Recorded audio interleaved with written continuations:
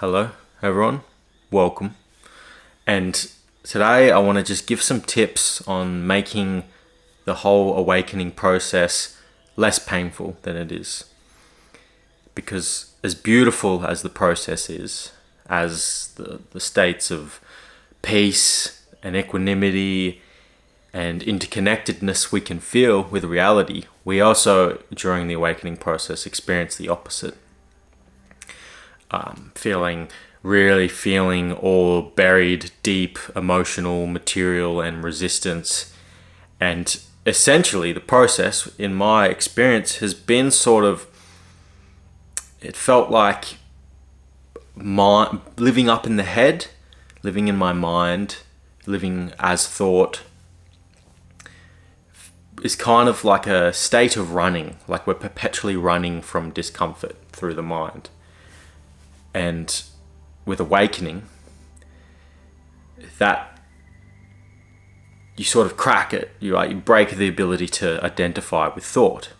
You see that you're not the thought. There's something else here, something peaceful, something indescribable here that is seen when we stop believing in thought. But what comes with that is we start to realize why we've been running into thought. Because there's a lot of discomfort and resistance and emotions. And because we've been running for so long in the mind, they've kind of built up. So essentially, the path is, if we don't bypass through remaining as the witness and trying to detach from reality and emotions, we have to face all the suffering inside of ourselves that we've been running from, and the process is really uncomfortable.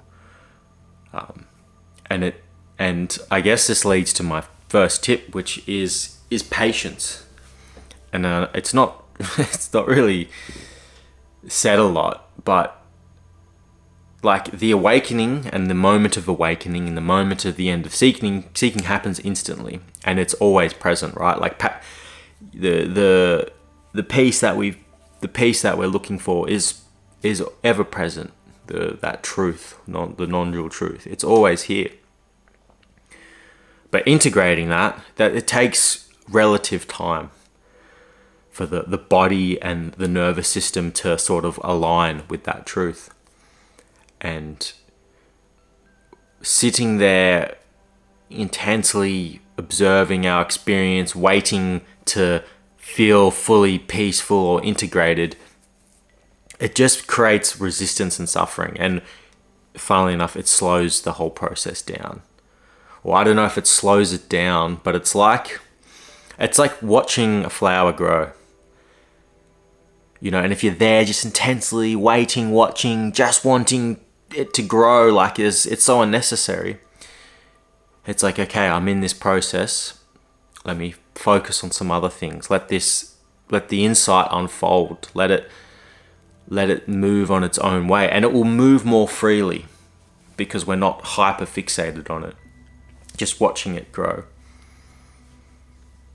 So we could see the initial shift as like the seed sprouting open, and the integration process of facing things we don't want to face, feeling uncomfortable emotions, is the flower starting to sprout outwardly. And that takes however long it takes. And you'll notice with patience and just not over fixating on this process, there's a lot more ease, a lot more freedom, and things may flow quicker. I can't guarantee that because you can't measure this stuff, but or even if you haven't had an awakening yet, patience is closer than intense resistance and seeking. It's a bit closer to the truth. It's going, okay, I'll keep doing the best I can, and things will open when they are meant to open.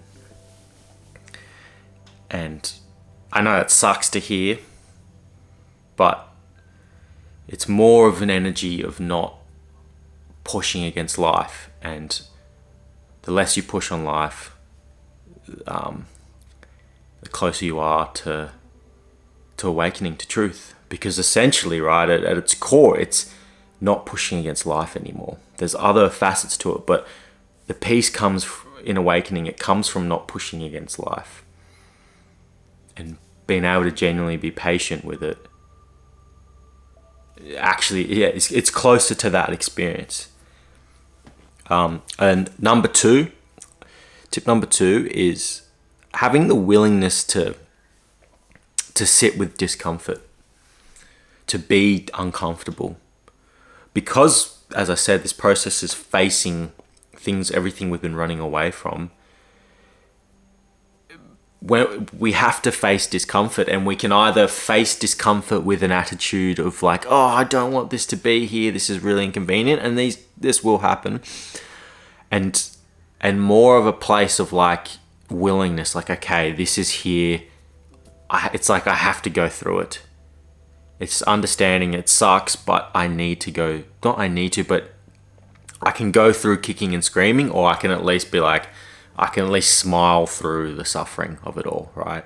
The pain, the trauma, the resistance coming up. The best thing you can do is try to smile through it, or just not resist it. Resistance just makes everything worse. And you can ask questions like, do I need to push so hard against this? Do I need to resist this so intensely? And it's not always going to work. There are points where it's just going to feel out of your control and you're not going to be able to think, but going in, but having this energy of like, I just don't want to do this, I'm so over this, is like, it just makes things worse.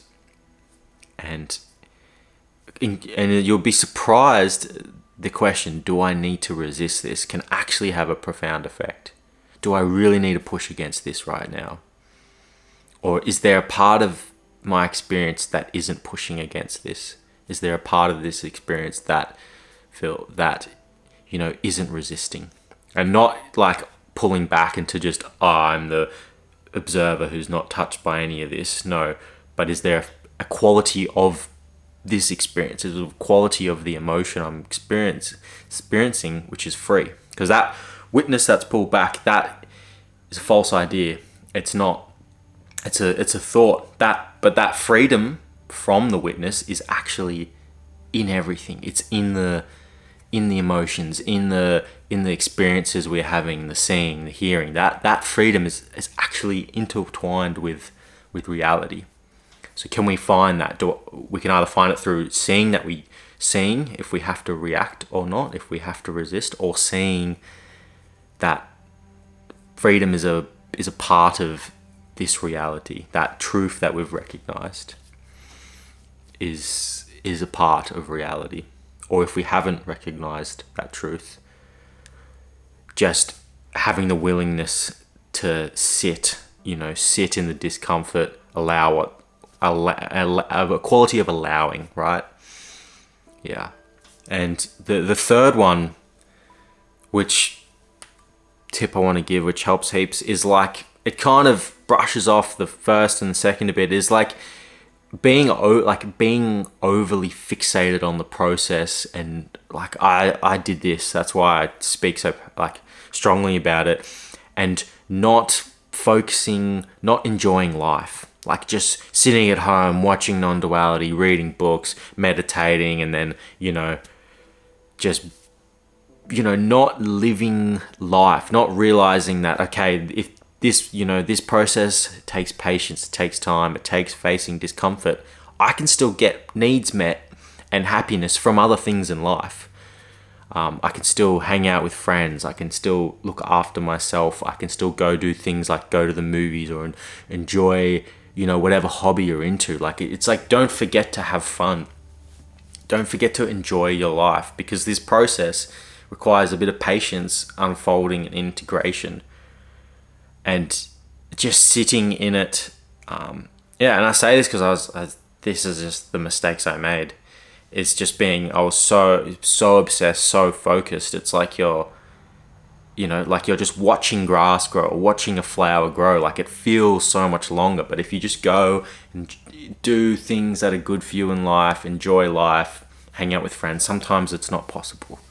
but we can get stuck in this mindset like we have to just fixate and focus on the path, and if we don't, we're going to lose something. Like, no, it's taking care of itself, and we actually might find moving into life, meeting our own needs, not hoping that spirituality is just going to completely fulfill us, and from the get-go, that fulfillment does come. And I don't want to say that to like create this false sense of like future hope, but if you've had initial awakening, you've tasted that can be integrated, that can become a part of your experience. But it takes time for the body and the mind to integrate and catch up. So you might as well enjoy life while that process is happening, and not get lost in just overly fixating on the path. So these are all my sort of tips and pointers, which I learnt the hard way with all of them. And I hope you find them helpful, and I'll see you guys on the next video. Thank you.